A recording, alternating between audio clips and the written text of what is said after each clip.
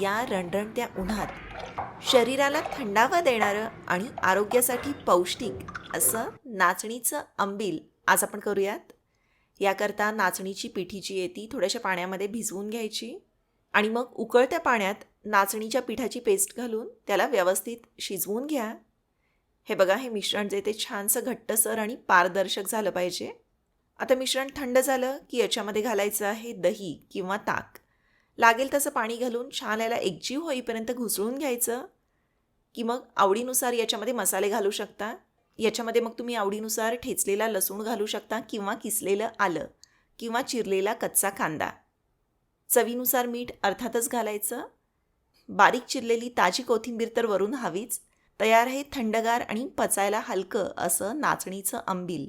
शरीराला थंडावा तर देतच, पण कॅल्शियमने देखील हे भरपूर आहे, त्याच्यामुळं अवश्य करून प्या. सविस्तर रेसिपी मराठी किचन यूट्यूब चॅनलवर चेक करायला विसरू नका.